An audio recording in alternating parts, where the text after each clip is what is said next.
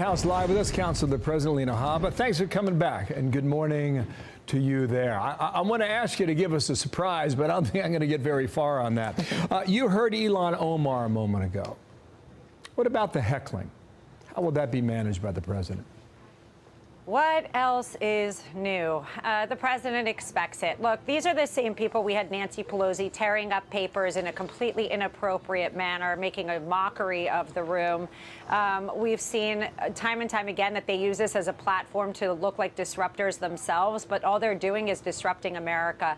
We have such momentum right now. President Trump is ready to speak about how much he has done in just shortly over a month. It is an extensive list. I don't know how he's going to fit it, frankly, in the short amount of time that he has.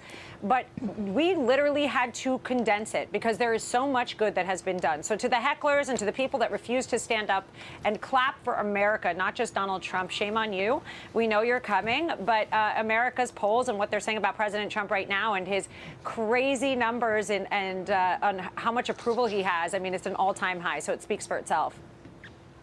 Alina, hi, good morning. Hakeem Jeffries was out in front of the Capitol yesterday, and he was talking about that they are with the American people, that the majority of the American people want what the Democrats want. Watch here. The American people are with us all across the country. People are rising up to push back against the assault on the economy, the assault on hard-working families, the assault on our democracy, and the assault on Medicaid. We don't need paid protesters, bro. The American people are with us. I know he's the leader of the opposition right now, along with Chuck Schumer, but it does seem that they are struggling to figure out a way to contrast with President Trump. Yeah, the assault on the economy. I mean, it's comical. I'm just listening that and to think, where do I even begin? You know, I'm not sure why they're always playing the victim card. That doesn't really speak to America. We're not victims. We're tough people. We're patriots.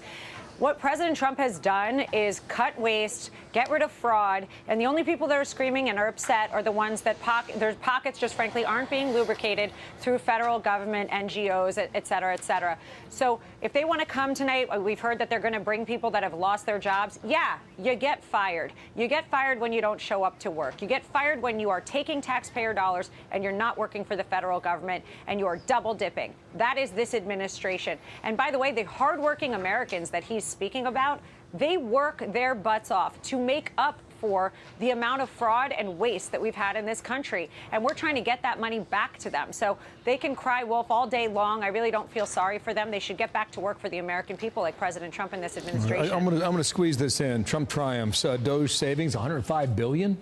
That doubled in a week. Pledge investments in the U.S., more than $1 trillion. Border encounters down 95%. Remarkable. A lot of executive orders and nominees confirmed at 22. The market, meanwhile, sold off 2 days in a row. They do not like these tariffs. What is the Peter Navarro's coming up in 20 minutes. I don't want to steal his thunder, but what's the challenge right now in trying to make this work and not send the economy in a tailspin? I think, honestly, the biggest challenge we have is that these are Biden's economic numbers. We're in the first quarter, so we're dealing with the repercussions of what was, and we're trying to fix it as quickly as humanly possible. Tariffs are not a bad thing. They are good for the American people. It means we demand to be treated the way they treat us. It's called putting America first, but also equality and fairness across the globe.